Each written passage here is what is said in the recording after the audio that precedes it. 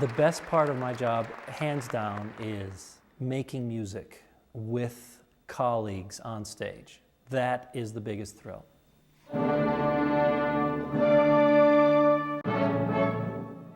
Conductor George Hanson has appeared with nearly 90 symphony orchestras and opera companies in 18 countries. The New York Philharmonic, the orchestras of Warsaw, Budapest, the radio orchestras of Berlin, Hamburg, the Osaka Symphony, and Carnegie Hall. The list goes on.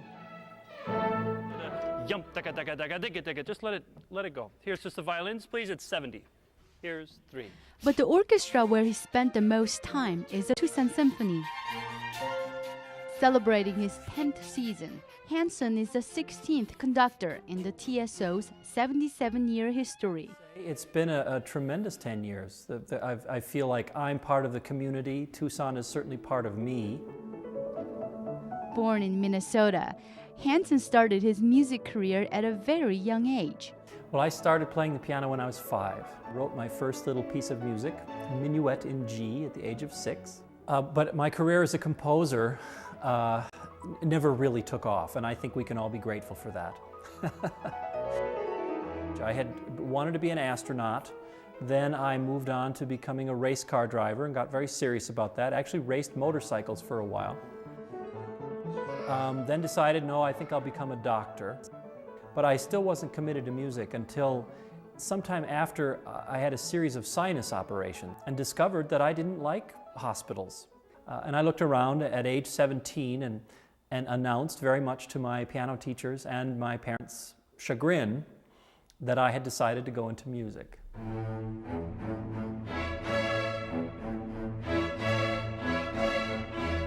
A Bohemian composer, Gustav Mahler, and his music have a special place for the Hansons.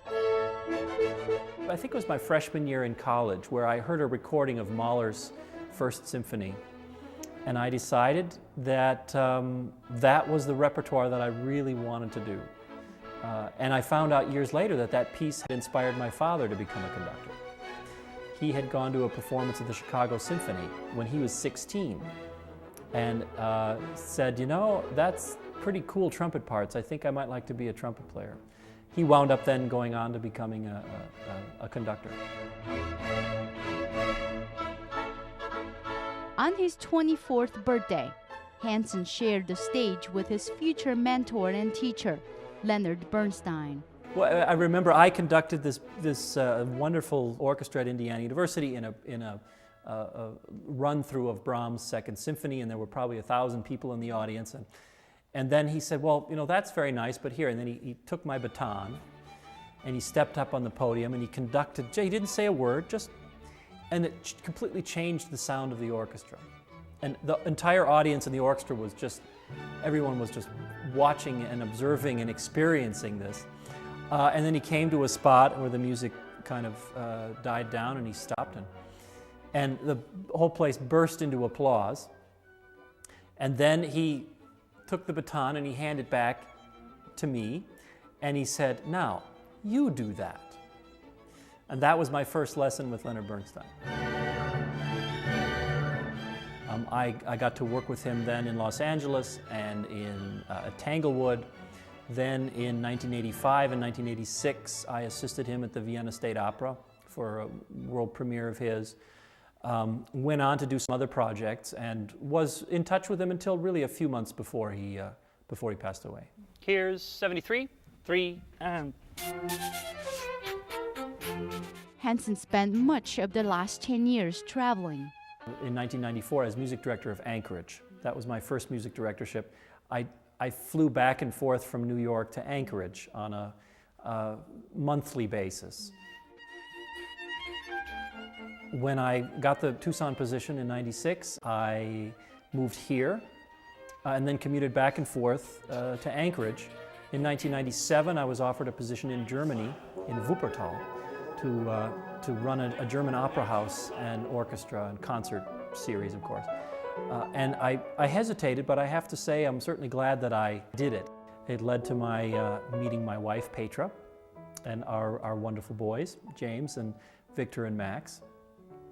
When Victor and Max were born, that was the point where I really decided that I'm going to have to make up my mind. I can't do an intercontinental commute every month, because of course I was spending about 200 days a year jet lag, and I really wanted to be a dad. It's fun to have a little distraction now and then. I don't know if I'm going to want them to become musicians or not, but they're just starting now. They're going to certainly learn music. Victor will play the violin, and Max will play the cello, and James is playing the piano already. So we're starting the Hanson piano trio. Critics have noted remarkable changes in the Tucson Symphony Orchestra during Hanson's tenure.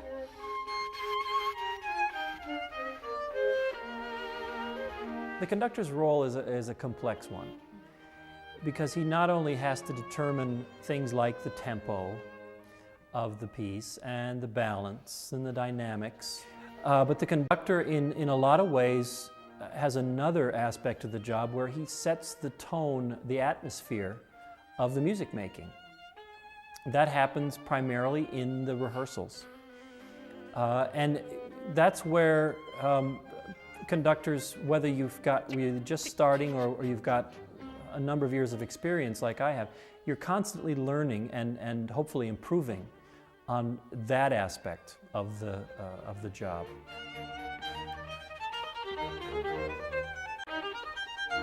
The essence of the classical repertoire is so broad and so varied. The experience that one could expect from Mozart's Requiem is quite different from the experience that one would expect from the Rite of Spring of Stravinsky or Beethoven's Ninth Symphony. If the composer touches your heart, whether it's uplifting or reflective or just plain thrilling, then the symphony and I have done our jobs. For Arizona Illustrated, I'm Su-Yan Lee.